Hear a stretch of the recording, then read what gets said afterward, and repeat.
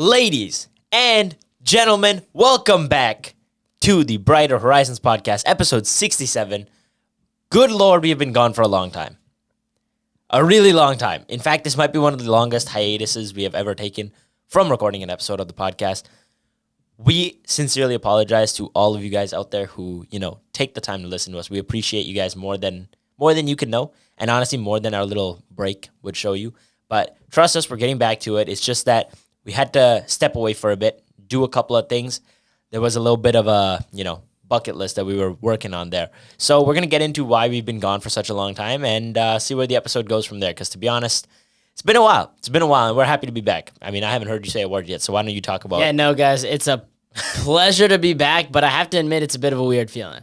Like, it's something that it feels like you're getting back into this old habit. It's been, like, such a long time. In retrospect, in the grand scheme of life, has it really been that long? No, not really. But considering it's something that we do like twice a week on average, it's like it feels so weird when it's gone, and it feels like it's been such a long time since we've been in the studio behind these mics. But yes, we've done a lot. A lot has happened since the last episode, since episode 66. So how about you kick us off with? You know what this actually reminds me of now that I think about it?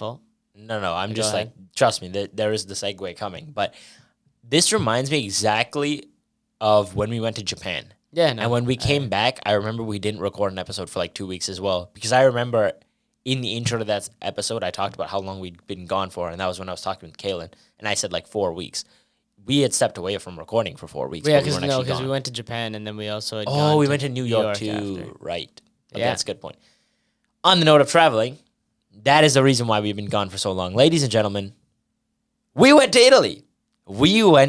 And I'm not going to lie, it was a life-changing experience, I think it was a fantastic trip, honestly. Like, I don't think there's not enough words that could describe how you seem to disagree. Well, no, I think we have very differing opinions. Okay, this is going to make for a very, very interesting episode then. Okay, first of all, we went to Italy for 9 days. So not the whole time that we've been away from recording. Obviously, coming back, there was a bunch of other complications that we'll get into.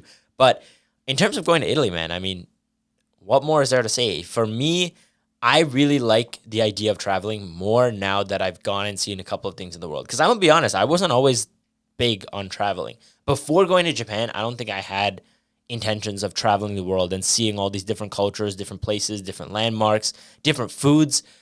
But once I went to Japan, I realized, A, traveling is not as scary as people think it is. And B, the world is so incredibly vast and different from what you could ever imagine. When you go to Italy, there are so many things that are different. One, the people. I think that a lot of people there are very happy. I'm not going to speak for all Italians out there, but from what I saw, the people I met, there were a lot of happy people. And the other thing is, the culture there is a culture of going out with friends. It's a lot about hanging out and having fun. So to those of you that don't know, on every Saturday, the culture in Italy is to either spend time with your family or go out with friends. It's to do something with people, right? So if you go out at nighttime in Italy, like Rome or something, at 11, 12 o'clock, there's hundreds of people out in the streets just doing stuff. And that's something you don't see as much here. Like, yes, there's obviously people going out partying and stuff like that, but just having a bunch of people gathered in one place, all around your age, just kind of hanging out, chatting, that's what they do over there. And it's so cool. And I got to experience that firsthand on the first night we went there because, special shout out to our boy, we reconnected with Tommaso. Now, to those of you that don't, know or haven't been listening to all the episodes, Tommaso was an Italian foreign exchange student who came. Have we ever talked about him on the podcast? Yes, we've given him a shout out like twice. Oh, yeah. Actually, we said shout out Tommaso a couple of times. But he lived with us for 4 months? Yeah, like one semester. Yeah, like 4 months. And we really bonded over those couple of months and knew that we'd reconnect with him one day. So going back to see him, it was fantastic, man. And he showed us around, and the first night that I got there, we were out until like 4 a.m. It was crazy, but it was a lot of fun. And yeah, I mean, honestly, I'm going to get to more things, but I feel like I've been yapping for a minute. So what do you have to say? Yeah, no, I think it's very interesting. I have a very interesting take on it, being that, like, as you guys know from, I guess when I talked about Japan, so episode, 31, or whenever. It would be like 35 or something, like an even. 36. No, because it's like one after your episode with Kaylin. I talked about Japan. Oh, and, okay, yeah. My personal experience is that I don't like sightseeing.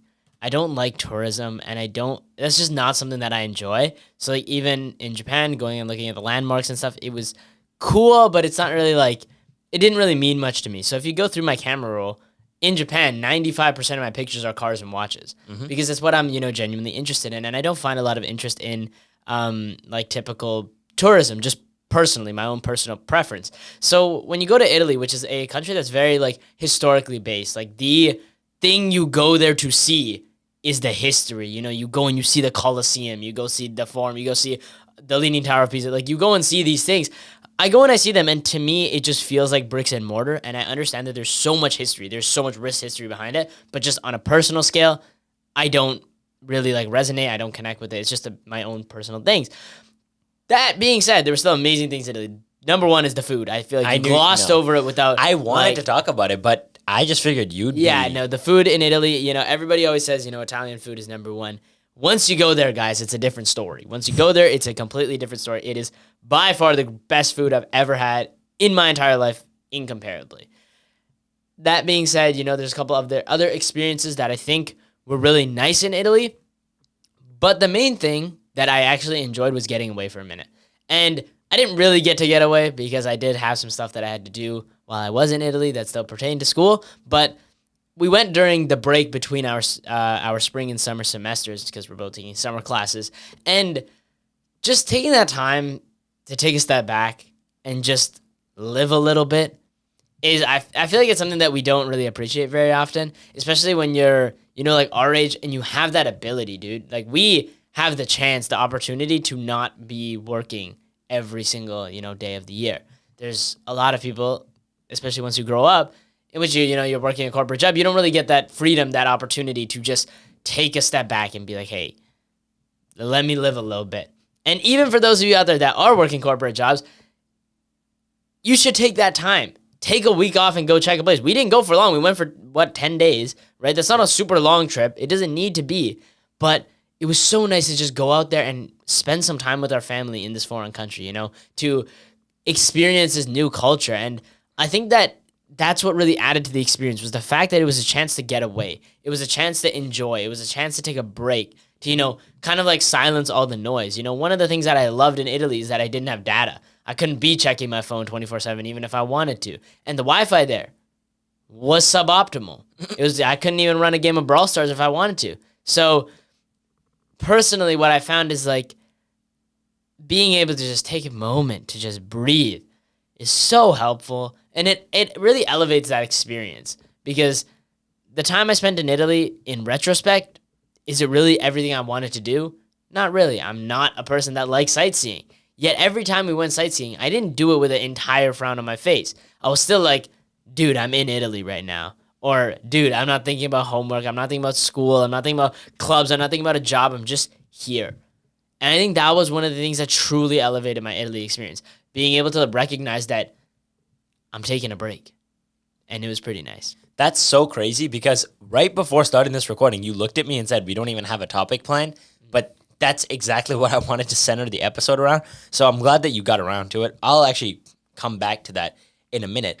But I feel like you missed a significant part of your story being in Italy, considering that you didn't even talk about what you actually had to do pertaining to school and how it was actually not just like a assignment or something you did. The thing is, with it, due to the fact that there's still a lot of uncertainty involved with my position regarding it, I'm going to hold off on discussing this matter until a later date. Yeah. Because I think it's really cool and I'm really happy about it. But, sometimes don't count your chickens before they hatch. Yeah. So foreshadowing. I think for a maybe in a episode. future episode, hopefully soon, I'll be able to get back to you guys on this topic. But for now, we'll leave it a little bit of mystery, a little bit of intrigue for you guys. Okay, that's fair. One other thing I feel like we definitely have to talk about.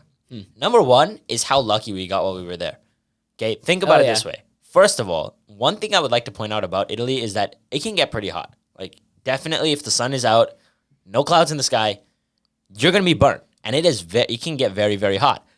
But for some reason, the 9-10 days that we were there, the clouds were always out. But it wasn't raining, which is kind of insane. Like, think about the fact that it was cloudy enough that it wasn't hot, but it wasn't cold and it wasn't raining for most of the days. It only rained one day while we were there. That's it. And even then, it only rained for a few hours. I think that was a very nice, turn of events, one thing. And, it's kind of being able to appreciate the little things. Like if you go on vacation and it's just raining the whole time, kind of sucks, right? Suboptimal. So if you can appreciate those little things, it goes a long way. And you're 100% right in terms of the taking a step back, which is actually one of the main reasons why I even brought this up in the first place. There is a quote from a song that obviously you're going to know, and I know very well, but to those of you that don't know, it's by J. Cole. And in this song, he says, "At times you got to step away, do some living, let time provide a new prescription, giving truer vision." And the reason why I like this quote or line from the song so much is because we're often so caught up in the hustle and bustle of everyday work, constantly on the go, one task to the next, go, go, go, work, school, whatever it is. We're always on to the next thing. We never take a second to slow down and appreciate. When you kind of step away from things, when you take a second to breathe, to live life, to go take a look at something different, to change your life, to change the environment, to go sightseeing, to go explore, that's when life becomes so much more enriching. And that's when you learn the most. Because to be honest, before going, I was still a pretty decent person for sure. But I can't sit here and say that this trip didn't make me better. It 100% did. And a lot of people think that traveling or taking time off from work is weak or that it doesn't help further your career. But number one, a battery can't run forever. You need to recharge it at some point. But number two, that new prescription is not always going to be there. You're not going to see something new or learn something new if you're always doing the same thing, if you don't switch something up every once in a while. So taking a step away to go travel, to go spend time with family, to go do something you've never done before is paramount.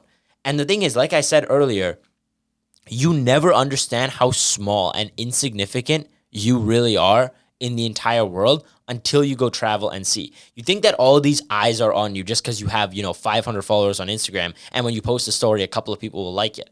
Oh my God, they're watching my every move. They know what's going on in my life. I got to be careful with what I do. I don't want people to make fun of me. Man, go travel to another country and see how many people don't know you exist. It's shocking. Think about every person you walk past on that street, in that country, doesn't even know that you're a living being. Like, they don't know who you are. And it sounds very simple in, principle, but it's when you go out there and experience it that you can really tell, oh, wow, I'm really inconsequential in the world. There's so many people out there. I should just do what I want to do without worrying that all these eyes, hypothetical eyes really, are on me. The only, if I had to be nitpicky critique I would find is I don't think that Europe is as tourist friendly as other places, in the sense that, on a grand scheme of things, the average European, local is not a fan of the average tourist. Oh, yeah. Right? Yeah, that's true. A lot of these people, rightfully so. If I, had to deal with, thousands of people every day, walking down the streets, stopping in the middle of the streets, taking pictures of literally everything when I'm just trying to, go about my daily errands, I wouldn't be too fond of them either. Yeah. But, and this is no critique to Europeans or to tourists at all. It's just kind of the system that unfortunately, the way it is. Yeah. But sometimes it can feel like there's that little bit of judgment, but also these people are going to forget about you the next day. And if you really think about it, they probably don't even think about you. They just think about tourists. Yeah. Like when somebody, has a bad encounter with a tourist, their thought is never, I hate you. It's, I hate tourists. Yeah. They kind of just project everything onto you for that moment. But then, the people move on. They don't really care. So this is something that I actually take from my parents because, they always want to stop and take these pictures of this stuff. And I'm like, oh God, no, we have to move. We're in the way. We're this and that. And they're like, these are memories that you're never going to get back, right? These are things that, to them, they just want to look back on it in the future. And I do feel bad in those moments when I'm like, oh, I shouldn't have rushed them. They just want to take a nice picture, but I feel like I'm just doing such a big bother to everybody else. But I'm willing to bet if you ask those people and you said, hey, is it okay if I quickly take a picture with my family? Would be in and out of your way. They'll be like, oh yeah, of course, no worries. You want me to take the picture for you? Yeah. Most of these people are so kind, and we assume that we know how they think. We assume that they think negatively of us and that they have this bad perception of us. But couldn't be further from the truth, is that a lot of the times people have best interests at heart, and they're not out here to judge you or look at you in this negative way or, label you as a bad person. They're kind of just out there to live. And I think once you recognize that, you start to understand that it ain't that serious. And more people are positive than you may lead yourself to believe. Yeah, no, that's very true. And I wouldn't disagree with that statement at all, mainly because as you're walking around, a lot of people like to accommodate you as a tourist. Like, they try to be as nice as possible. Like, for example, the best restaurant we went to, we walked in there, and it was such a weird system because they had somebody at the front to kind of take you in and put you at a table. But the second we started speaking English, we realized, okay, this guy doesn't actually speak English. So he seats us at the table and just says, wait for a minute. And then their, native English speaker comes in, and he was super, super nice to us and explained every single item on the menu, because obviously we don't know and we can't read Italian. And most places don't actually have, well, I don't want to say most places, but a lot of places don't actually have English menus. The good places don't, because, they're kind of underground. And the whole point is that they're a cultural place, right? It's meant for the Italian people. And we went to this one place because we got recommended by our family that lives there. And man, that might be some of the best food I've ever had in my entire life. But the funny thing is, this is where that cultural barrier comes in, because number one, obviously we didn't understand how ordering this stuff works, because in Italy, food is very different. Typically, your dinner is consisting of a first and second plate. So the first plate is your pasta or rice. Wait, no, they make pasta. What am I talking about? Not rice. Second plate is going to be your meat. So chicken, beef, stuff like that. So you first eat your pasta, then you eat your meat, which is very, very different, because here we kind of just smash everything together and call it a meal. And I remember when I did that at our cousin's house, and I put the meat on top of the pasta, they all looked at me like I committed murder in their living room. That was the genuine reaction. I honestly sat there just looking up at them. I was like, did I commit a heinous crime or something? They're like, yeah, kind of. And I was like, oh, all right, my fault. But the second thing, in terms of cultural barrier, we're sitting at this table, and at the table next to us, there's 5 guys sitting there eating, and propped up against the table and the wall was an iPad. And they're watching the soccer game on their iPad while they eat. And every time they scored, everybody jumps up from their table and screams goal at the top of their lungs. My parents nearly had a heart attack 3 times because they just jumped up screaming. But I thought it was so awesome. And the funniest thing is, I'd lock eyes with one of the guys from the table because he's facing us, and I'd just be laughing because they're screaming. And he'd look at me and start laughing too, because he realizes obviously we're tourists, and it's just funny to see that. So again, like you said, it's not that serious. Even he thought it was hilarious that we, got startled and that it was a funny situation. But as you walk around, you get to experience so many different things there. It's just such a fantastic, fantastic place to be. And I'm sure that every other country in Europe has a different culture. Just think about that. That's only one place on this earth. Think about how many other countries there are, how many different cultures and foods and people there are to meet. If you're somebody out there who hasn't done a lot of traveling, maybe you're not able to. I don't want to make any assumptions. I'm very, very grateful for the position that I'm in. Number one, right? You got to be grateful for what you have. At the end of the day, I think that I'm so blessed to live the life I do. But nothing's going to happen if you don't take a step, if you don't try. If that's not on your list, put it on your list now. Maybe not just to go to Italy, maybe to go to literally any other country outside of where you are, maybe just a different city. Any change in environment is good for the mind. It's good for the soul. It's peace. And that's how you enjoy life. Yeah, I feel like exploration is the key term there, being that find something new, something novel, something different, right? And for us, that little time, that's the thing. That's why it's called a break, right? If you think about a break, the term break is a disruption. You can't disrupt yourself if you continue to exist in the same environment. It's not really a break, right? A break isn't, in my opinion, I don't think a break is sitting on your phone for 15 minutes eating, your food in between during your shift. I don't think that's really a break. Is that really a break for your mind? Are you really taking a true break from, those thoughts. Because I know that 90%, or I don't want to actually pull statistics out of thin air, but I'm willing to bet that a lot of you people that work jobs, that sounded really like that. A lot of you people. No, a lot of people that work, a corporate job where they get, let's say, a 30-minute lunch break.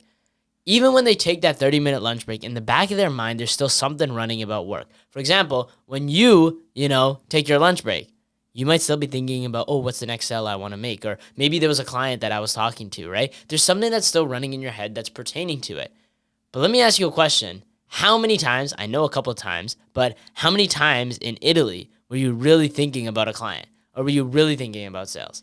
Ironically, for me specifically, I really like my job, so it's hard for me to stop thinking about it. But in Italy, you're 100% right. I didn't think about it all the way until like the 6th or 7th day. I didn't think about work at all. And the only reason I thought about it is because a client actually reached out to me and said, hey, do you have this item available? And I had to go call back home and be like, yo, do we have this? And then he's like, why the hell are you calling me? It's like 2 o'clock in the morning, number one, and you're in Italy. Stop calling me about work. And that was my boss talking to me. He said, don't talk to me about work. Go enjoy your vacation. So yeah, I'm going to be honest. I didn't think about work at all while I was there, except for that one day. Because even for me, the things that I actively was working on in Italy still left my mind when I went out into the city. Yeah. When we hopped in that Jeep and we drove and I just saw, the streets, I was like, I'm not thinking about that. So ask yourself what a real break is. And it's really, really, really important to take breaks. For us, I think it really helped, that it's like the, dopamine detox. It's a very common thing that a lot of people talk about. But like getting a step away from where you are right now is so crucial. And there's a really cool analogy, and I didn't want to, get into it at like this early because I think it's so, so, so powerful, and I maybe will repeat it at the end because of how much I love this. And it's from the Instagram channel We Love You.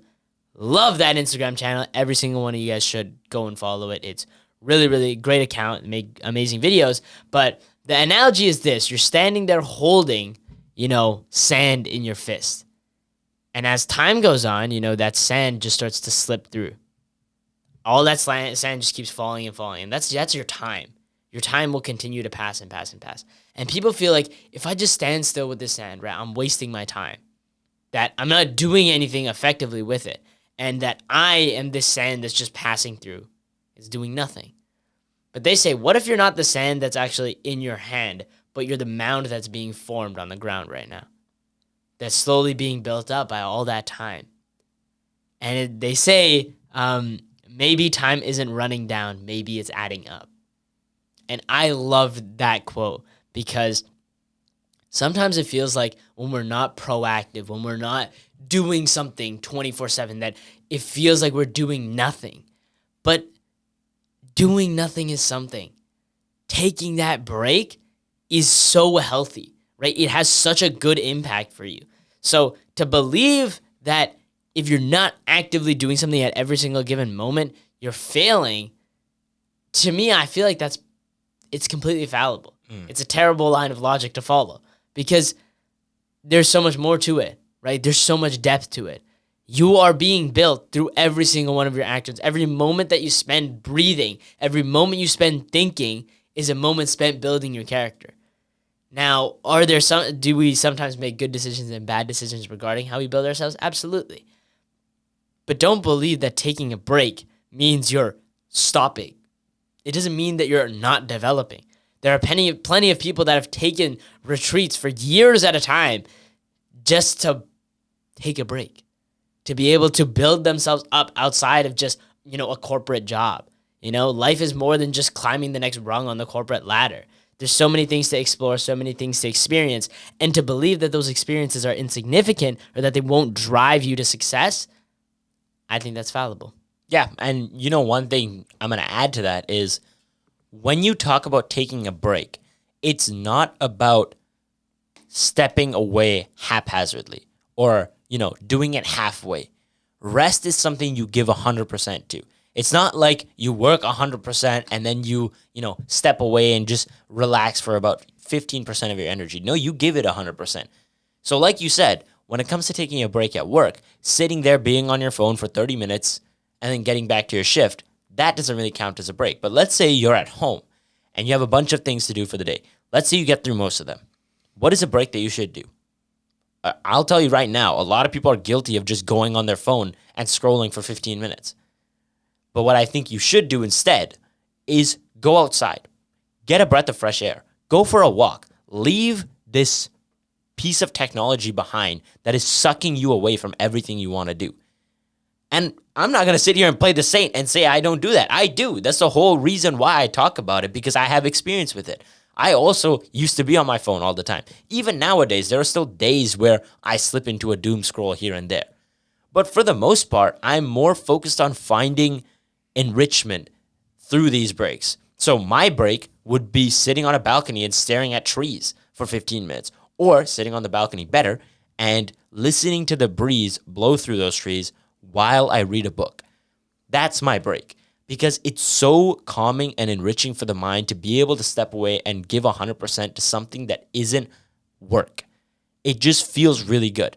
And to those of you that haven't actually tried to make an active effort when taking a break, give it a shot and see how different it is. And this is especially important for students, because most of us are going to be chained to our desk for hours on end, studying, working on assignments, getting ready for that next test.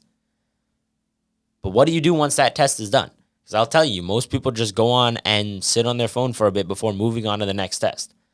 You got to take a break in between and go recharge your batteries. Do something nice. Do something fun. Do something that takes your mind away from the typical everyday struggle.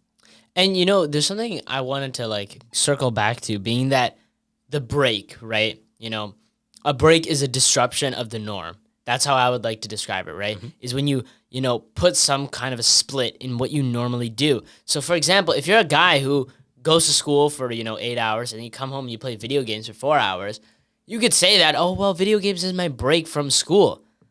But is it really if you're not breaking the norm? If your norm is playing video games, then you're not really taking a break. You're just following your schedule. And I think that may seem a little bit like you need to find a new way to take a break every time. But I feel like that's kind of the point. The whole point of the break, the whole point that we're even talking about, and, us going to Italy, why was it so significant? It wasn't just because we spent, we didn't record a podcast episode. That's not why it was significant. It was significant because we did something new. We went to a place we'd never been to. That's what was significant about it. Not the fact that we were necessarily not doing everything that we, could have been doing at the time, but the fact that we were doing something new instead. So, for example, some of my breaks nowadays involve looking into philosophy content because I've been getting absorbed by it, and it's, something that's super interesting to me. And some might constitute it as work because I'm taking a class on philosophy, but to me, I enjoy it, and it's a nice step away from what I'm normally doing. What am I normally doing? I'm either scrolling, unfortunately, watching The Rookie on Netflix because that show has got me hooked. I'm having a good time. And doing schoolwork. So out of those three things, how do I disrupt it? Is I try something new. Try something that, I haven't really done before, or something that's novel, something that gives me a new perspective, something that genuinely puts a smile on my face beyond something I've done before. Yep. Flee the country. That's your solution. Feel free, do something. Do something new to break that norm, because that's how you truly find a break. Yeah. Is when you do something that's just outside of that comfort zone. And even then, I find it so funny that I say that because, for example, outside of your comfort zone for you was going outside on the balcony. But if you really think about it, that's possibly one of the most comforting experiences I've ever heard. Like, just sitting there reading a book while the breeze is blowing through, that sounds pretty damn comfortable if you'd ask me. So I think that by breaking out of your comfort zone, you find more comfortable experiences. And well, it's tough to explain it that way because I feel like comfort zone is typically associated with novelty, right? You step out of your comfort zone when you do something new. Well, I would say it's more so when you do something that you're, afraid to do. Yeah, so in that experience, I wouldn't say that that's necessarily me stepping out of my comfort zone, but I think that the best rest can be accomplished through achieving. Well, man, I would ask you the question, if I had given you the option prior to you ever choosing to, do a like go on the balcony versus go on your phone, you probably would have chosen, playing Brawl Stars, okay? So if we now weigh the options, then I would say, you're kind of breaking your norm by trying something different. But I do understand, like, you don't have an innate fear of reading a book, hopefully. So I don't think, of course, you're not entirely breaking out of your comfort zone. But for many of you out there that might be afraid to try new things, experience discomfort. Maybe try something that's outside of your comfort zone for a break. Yeah. Because first off, you might find something you love. Like, I don't know how many stories there are on this podcast about us trying something new and it just led to something crazy. Yeah. Because I know that there have been so many, but like genuinely flip through our episodes, you will find so many stories like that where we were just like, dude, we just did something random and look at how it turned out. Yeah. So if that isn't encouragement enough, know that there is so much comfort to be found outside of your comfort zone. Like that little box where you believe everything is, perfect. There's so much more beauty out there. So many more beautiful things that you can experience and you can enjoy if you just took the time to get there. So find some novelty, because that's how you find the true breaks, because you get to, break that comfort zone and find true relaxation. And novelty makes the ordinary extraordinary. That's something I learned during this trip, because I remember sitting on that plane and I had already downloaded movies on my phone to watch as well in case I didn't like the movies on the plane. But I'm flipping through, plane's about to take off, and my eyes lit up. I freeze dead in my tracks and I see Good Will Hunting on the plane. Now, for reference, this is a movie that I had wanted to watch for a long time, and this guy told me to watch because he watched it way before I did and asked me to watch it, and I never had the chance. So finally, I see it on the plane, and I say, you know what? I'm going to watch it. So I go ahead and I put it on. And I don't think that movie would have impacted me the way it did if I didn't watch it while on the way back. It was just something about the environment, something about me being so far out that it just made me so susceptible to the emotions that are brought up during that movie. And I just thought to myself how much, the ways that I resonated with him, like the way that he lived his life, and me sitting here thinking, am I living up to my full potential? Because the whole story is just about a guy who's a genius and not living up to his potential, constantly living in fear about taking that step because he's afraid that it might go wrong. Those fears are so real for so many people. But I'm going to be honest, I don't know if I would have resonated with that movie the same way if it wasn't watched on the plane. And the funniest thing is that's not even the only life-changing movie I watched on the plane. The other movie that I watched was a recommendation, shout out to Abby, because he has this movie pretty high on his list all time. And that movie is The Secret Life of Walter Mitty. Now, if you guys go and check out Abby's episode, he discusses this movie pretty in depth. Actually. Yeah, he does actually. I remember he talked about this. Really, and in fact, I remember skipping that part because I wanted to watch this movie. I clicked through it, and I watched it during the plane ride. And again, that same resonating feeling came because I was just in this different mood. I'm sitting there on a plane. Nobody else is, around me. I don't feel that. I'm just locked into the movie, and I'm fully immersed in this experience of watching it. And no matter what was happening, I was just thinking, man, I really like this character. I really feel like this character in my life right now. And I feel like not enough people talk about how a good movie can change your life, how much a good film can change the way you see life. It's absolutely insane. And to those of you that haven't watched these movies, go watch them, because honestly, fantastic storytelling, fantastic characters, and just a great way to talk about how most people live their life. Most people don't venture beyond what they're comfortable doing. But that's where you find more. That's where life gets interesting. And I definitely would not have taken that message if it wasn't sitting there on a plane. If I was at home, I'm going to be honest, I probably would not have found The Secret Life of Walter Mitty as entertaining as I did on the plane. Because it's not an action-filled movie full of explosions, gunshots, and violence. It's a story about self-discovery. It's a story about breaking the mold of everyday life. And that's exactly what I did going to Italy. So I honestly could not have found a better time to watch that movie. And I genuinely think that everything happens for a reason. Because I remember, actually, let me see if I can find it. I remember after watching that movie, I sat there in the pitch black of the plane, because it was technically nighttime, the time of watching the movie, and I wrote down a little excerpt that just came from my brain, if I can find it here. Wait for it. Take your time. Wow. Yeah. Just so, like for reference, you guys can see how long I typed this whole thing out just after watching that movie. Yeah, it was absolutely insane. But just to read the beginning, I wrote the date, obviously, Sunday, May 11th, 2025. Less daydreaming. Less dreaming, more doing. More living. I want to live to be free, to find meaning and purpose in life. I'm currently 10,972 meters in the sky. I'm on a plane back to Calgary from Rome. Yes, I went to Italy. It was awesome. And I continued and wrote a story on why this movie changed my life and why I want to be better when I come home. And yes, I actually did go to the flight log just to find out how many meters I was in the sky to make the story accurate.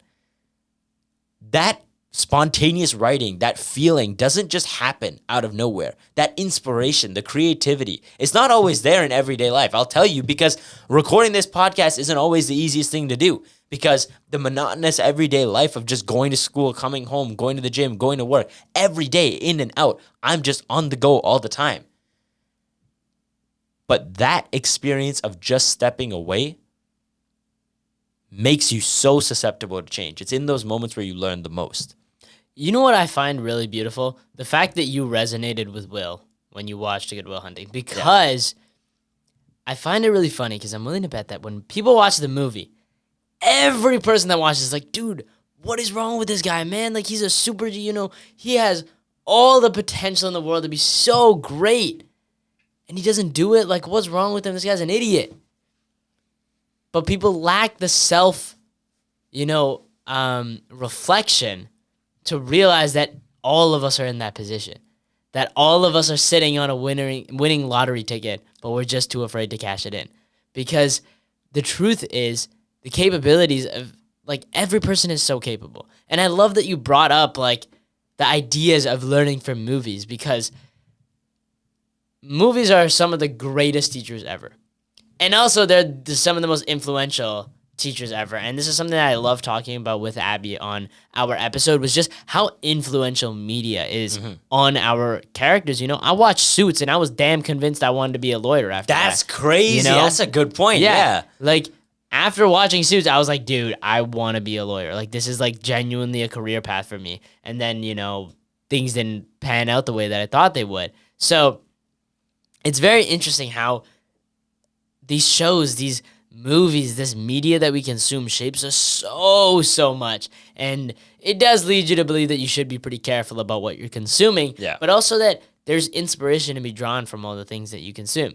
With Good Will Hunting, for me, one of the main things that I really took away from it was the fact that we're not bound by past and we get to change, right? People get to make choices. We get to move on. We get to heal. We get to build new lives. And I find that really inspiring. And I think that sometimes if you're personally lacking that insight into how to be, more motivated or inspired, you can look for it elsewhere.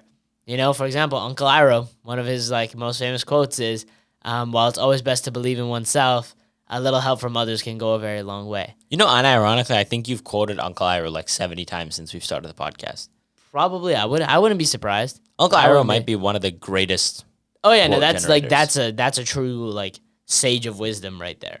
There is no, if you embodied wisdom, it's Uncle Iroh. Okay, in what number? So top blank, do you put Uncle Iroh as one of your favorite characters in fiction? No, top. You could say top blank. You don't. Top 2. Top 2. He's top 1, actually. He's number 1 favorite character in all of media. It's top 1 or 2. Yeah, he's tied with Sokka. Sokka? Out of all the people you could have picked, you picked him? He's the GOAT right there. You guys don't understand the personal connection I have with Sokka. It's an interpersonal, deep connection. Because neither of you can ever take anything seriously? Okay, well, that's not true at all. That's not true. We got the jokester over here, trying to say that. But, no, I think the one thing I always loved about Sokka is he was always he wasn't born with anything, right? He was surrounded by people that were born with all these extraordinary abilities. Like that's why I love the episode with Piandao, where it's, I can't make stuff fly around. And nobody seems to get that. They're all like, oh, you're good at this, you're good at that. And he's like, that's not what matters, man. Like, I lack in this one thing. Let me find a way to fill that void. And he does. He doesn't sit there complaining for the rest of his life about how he's missing this one thing or how everybody else was gifted. Why aren't I? He says, no, let me go make myself gifted. And he does it. And that's the thing that I loved about him is when he didn't like something about himself, he changed it. Yeah. He didn't just sit around waiting. He didn't just accept that it's completely out of his control. Instead, he said, I'm going to change it. And to me, that was so inspiring to watch. Like, that's why I love that episode. The episode with Piandao is one of my favorite episodes in all of Avatar. For me, it's definitely top 10 for sure. Yeah. And it also showcases, like, being true to yourself. Like, I understand that there's going to be people out there that's not going to understand this entire line of, like, well, if you think about it, any media you make and put on the internet, somebody's not going to understand every section of it. Well, I know. Listened to plenty of podcasts with, Chris Williamson or something where he talks about something that I just have no idea about. But the main thing is just drawing the lesson. If you look at Sokka, and in that episode with Master Piandao, one of the main things is, like, every challenge that this master puts in front of him, Sokka does it in a weird way. Yeah. In a way that nobody would ever expect. Like, for example, the master asked him, like, Piandao asked him, I want you to write your name or put your identity on this paper, right? So he gets a paintbrush and, Sokka's going to write his name. And he says, no. Paints on his face, slaps his face down on the paper and rolls it around. That's how he put his identity on the paper, right? He had to build a rock garden to showcase how he would fight. And instead, he made a seat that he could lounge on. He was told to paint a perfect replica of a mountain range or a waterfall, and he just added a rainbow for fun. He did things because that's who he was. He didn't try to pass the tests. He didn't try to be someone he wasn't. He said, this is who I am. Am I worthy of the sword? And turns out that being honest and real is what led him to being successful. So the reason I love Sokka is that guy stuck to his guns, believed in himself, and he always had his own back. No matter what, even when he couldn't make things fly around, he made things fly around in his life. And think about it, even when he got to choose what material to make his sword from, most people would go, oh, I want stainless steel, or I want titanium, something that's light and, quick, something I can swing around quickly. This guy goes and picks an asteroid that fell 100 meters away from the monastery and is like, hey, I want that rock right there that came from space. That's what I want. Man, the world is your oyster. I'm being completely honest. Like, to me, I'm the main character in my story. I can make anything happen if I put my mind to it. But to those of you out there, don't forget that you are the main character in your own story. You get to write the rules by which life is lived at the end of the day. If you want to go out there and change something, do it. You may not be the most gifted person. You may not be the most talented person, but I'll tell you something. Very rarely are these things built through talent. We sit here before you, recording hour-long episodes, using very minimal filler words and having good chemistry and being able to run this conversation for an hour. Most people out there can't do that, right? I'm not going to sit here and say you, like most of you guys can't, but to sit here and record yourself talking about something and try to make it meaningful for an audience for an hour, it's not always the easiest thing, especially without stuttering or without having a bunch of filler words in it. Do you think that either of us got these skills because we were born with it? That I came out of the womb and I was just like, ladies and gentlemen, today I'm going to be presenting my 5-step presentation on how you can fix your life. No, obviously not. That is not how this game works. The game of life is not about what you're born with. The game of life is not about inherent talent. Yes, talent's great. If you can walk into a room and pick something up immediately and be better than 99% of people in that room, fantastic. That's awesome. But for most people, that's not true. Myself included. Do you think the first time I started public speaking, I liked it? Hell no, I didn't like it. I was scared as hell standing up in front of, 15 people talking about my life. It was an icebreaker speech. Literally just talking about who I am, my name, my favorite sport, my family, what I like to do for fun. I couldn't say that stuff up there without getting scared. And yet here I am, recording a YouTube video every week and uploading it on the internet where literally anybody can see it. I didn't have those skills to start with. And I built it simply through practice and failure. Over and over and over again, I failed. I messed up. I wasn't fantastic. I'm going to be completely honest. I definitely picked it up faster than most people do in their life. But I still had to make mistakes and go out there and put myself out there in those uncomfortable positions. I think it's really funny because if you guys don't believe his entire spiel, just go watch episode 1. That's all I have to say. Just go watch episode 1. It's so bad. It's actually harmful to my being when people come to me and they're like, and I'm like, I mentioned that I have a podcast. They're like, oh, dude, what's your podcast? I'm like, oh, Brighter Horizons, And then they go and they're like, yeah, let me start watching from the beginning. I'm like, no, please, no, stop. Like, I was like, guys, jump to like episode 6, okay? Don't start at episode 1 because 1 through 3, by golly, they were not it. I remember listening to just the intro. Oh my God. Yeah. Just the intro was all I needed to hear. Like a couple of weeks ago even, I just went back and I listened to the first episode. First words. Life is beautiful, guys. Oh my God, it's horrible. No, it's like, you guys don't get it. It is like, in this perspective. And also like, you can objectively look at the way that we spoke. Like, it was like I remember I was sitting like this and I was like, yeah, guys, you really just got to appreciate things. 10 miles away from and I was just by like, the way. Life is pretty good. So quiet. Like, and that's just what we thought was good. And then we were like, okay. Something's wrong. Something's wrong. Like, this doesn't feel right. Yeah. And now, if you literally, I want to like put a side by side of like flashing back of me talking here and me talking then of like how different the energy and the way we present the content is. A lot of you guys may have like hopped on ship at like episode 30. Yeah. Guys, it wasn't like this. I can assure you. And even then, I think you could see progression from 30 to like 67 now. But from episode 1, man, that was bad. And what's even worse is we have 2 episodes that are archived even worse than that. So if you guys really want to believe that we're somehow like good at this, no, we're not. Like, this is not how it works.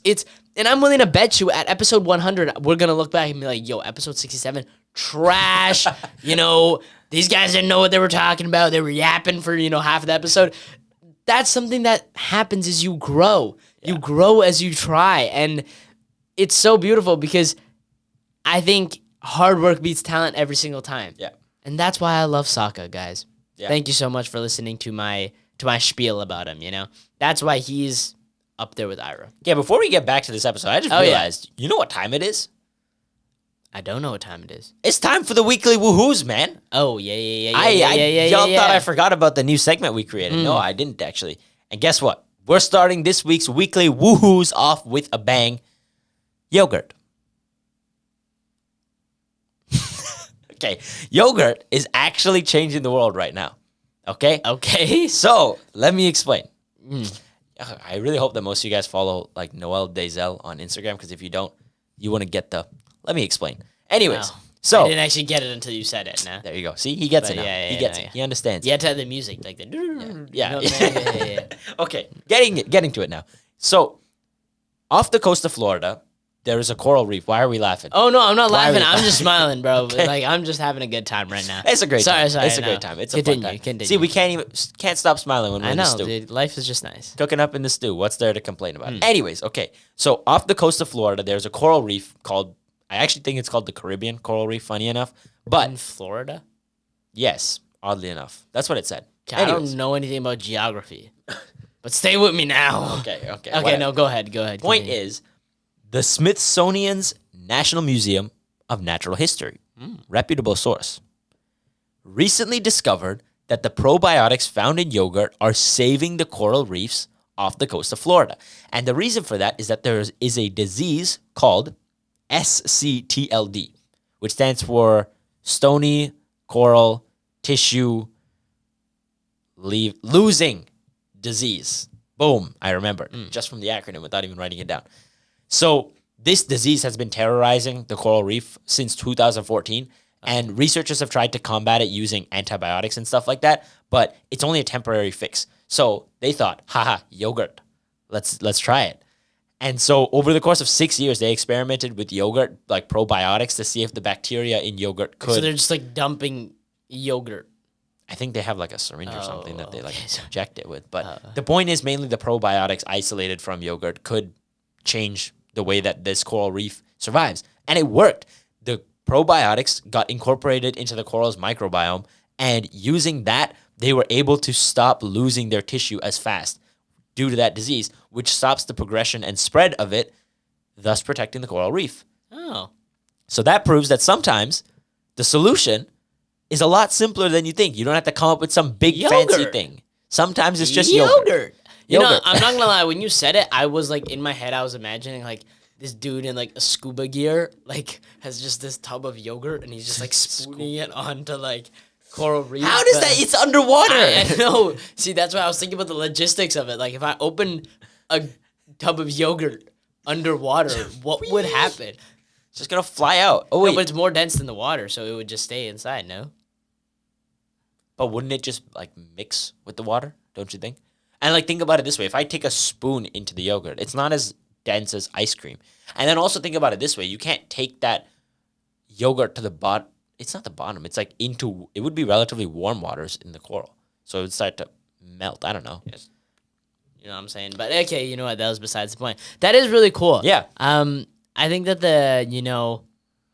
I like this new segment. I like this new segment. It's so funny because sometimes it's the most random things that you just see on the internet. And I'm just like, is this even real? And then I actually go do my research on these. I like to make sure that it's true before I bring it up. So y'all can fact check me on any of these. And like, if I'm capping, you can just put it in the comments and be like, yo, you're lying. Please feel free. Yeah. Fact check me all you want. Point is, sometimes the best answer is the simplest one. And that's actually the solution most of the time in life. So moving on to our second story of the day. Oh, damn. I thought it was just one. No. We got two. We got two stories for the day. Whoa. Gifts coming in.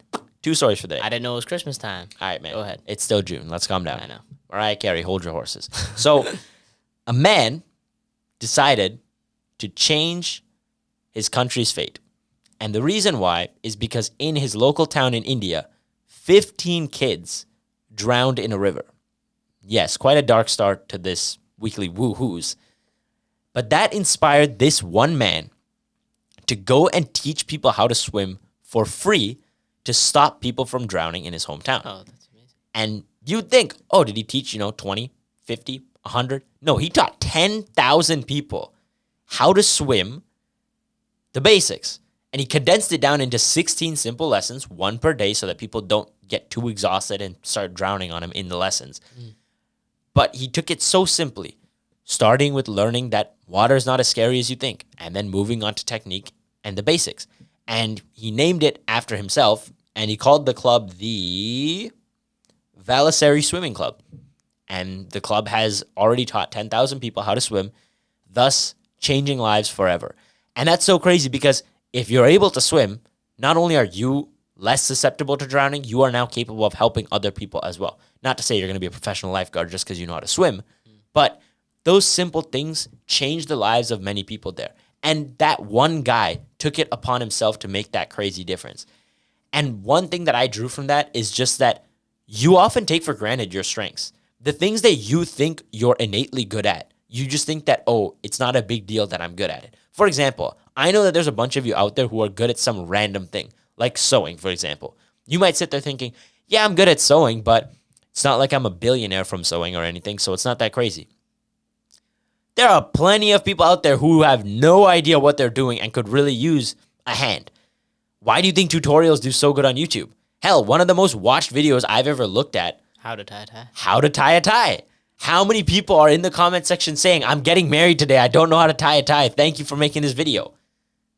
It happens. The things you take for granted, many people don't have. Many people don't have that knowledge or understanding. And that's the beauty of life. You get to share it and change the lives of so many people just by saying, hey guys, I know how to do this obscure thing. Why do you think Reddit and Quora exist? Anytime you have a bad situation, what do people say? Reddit. Go look it up. Guarantee you somebody's probably gone through it. And then if somebody hasn't, that's when you know you're really cooked. Yeah. But the point is, go change some lives, man. No matter what you have a strength. You have something that can provide value to the world. So don't ever think that Just because your skill set is obscure, it's not valued. And with that, our time for episode 67 of the Brighter Horizons podcast comes to an end. Thank you guys so much for sticking around to the very end. However, before you guys go, you already know what time it is. It is time for Quote Of the Week. Hit 'em. Quote of the week. Man, it is good to be back. If we were meant to stay in one place, we would have roots instead of feet. And this quote is from an author that goes by the name of Rachel Wolchin. And the reason why I picked this quote for today is that it can be interpreted in a multitude of ways. You could interpret it as, I don't want to be stuck at this job for the rest of my life. I'm meant to move on and do new things. The way I interpreted it, mainly because we just traveled, is that you're not meant to stay in one place forever. Life is so vast that it would be a disservice to yourself to sit here thinking, this one spot, this spot is really nice, and I never want to move from here. I never want to step outside this little circle of comfort that I have going on here. Trust me, life begins when you pull your feet out of the ground and start walking, because there's so much out there you don't even know about. You don't know how capable you are. You don't know what life has in store for you until you start moving and until you uproot yourself and change your life.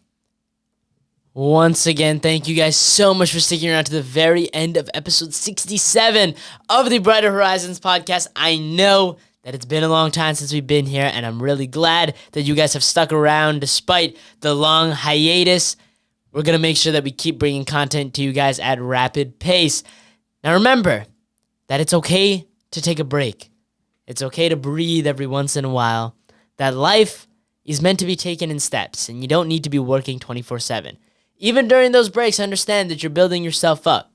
Understand that new experiences are what truly shape you and what truly change your life. Now go out there, uproot yourself, look for some new experiences, and make sure you live a positive life, y'all. Peace out.